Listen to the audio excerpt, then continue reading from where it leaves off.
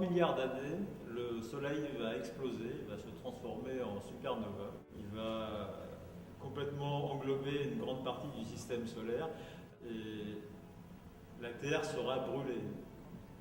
Bon, c'est dans 3 milliards d'années, ça nous laisse encore un petit peu de temps. 3 milliards d'années, c'est 3 billions. Donc, en fait, j'ai imaginé que dans 3 milliards d'années, il y aurait encore des humains et qu'il y aurait encore de l'architecture, et en particulier l'architecture que j'aime aujourd'hui au XXIe siècle.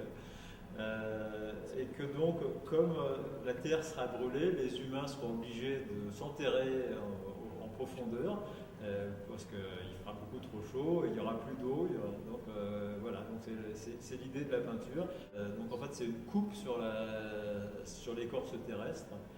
Donc le ciel est ici, ça c'est la Terre, et les humains vivent dans des tunnels qui sont creusés dans la Terre.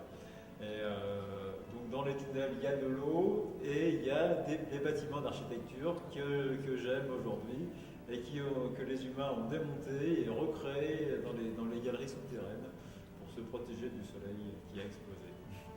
Voilà. Très bien. Voilà une idée que les artistes ont pour le futur dans 3 milliards d'années.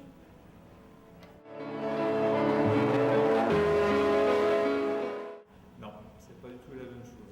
D'abord, l'architecture, c'est beaucoup plus long comme processus.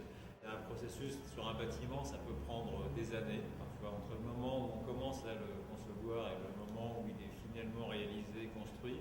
Parfois, il s'écoule 5, voire éventuellement 10 ans. Donc, c'est pas du tout la même chose. C'est un processus évolutif dans lequel le projet il change beaucoup. Entre les premières esquisses qu'on fait et ce qui est réalisé finalement, il y a généralement une grande différence. On passe par plusieurs phases, on passe par plusieurs étapes. Très souvent, on refait le projet parce qu'il y a toute une réglementation qui impose de faire des changements qu'on n'avait pas prévus au départ.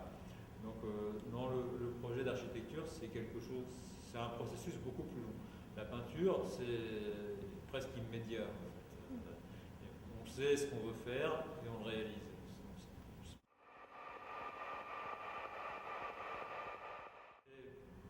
J'ai beaucoup été dans des musées, j'ai beaucoup vu de peinture, ça m'a beaucoup inspiré. Il y a plein d'artistes que j'aime et je me suis dit, tiens, ça c'est vraiment bien, j'aimerais bien faire la même chose. Je lis, ça me donne des idées. Le texte parfois donne des idées. Et puis je suis quand même quelqu'un de très graphique, donc quand je vois des images, ça aussi, ça enclenche un processus de réflexion. Une image en crée une autre, et puis je fais des recherches, j'en trouve une autre, puis finalement ça me donne une idée pour faire une peinture. Pour faire des bâtiments, c'est un petit peu la même chose, sauf qu'on est beaucoup plus contraint. On est contraint par des budgets, on est contraint par les demandes du client, on est contraint par la réglementation locale. Donc on essaye de faire ce qu'on a dans la tête. Côté, le café et le sucre à côté. Puis d'un coup c'est parti. Tout s'est effondré.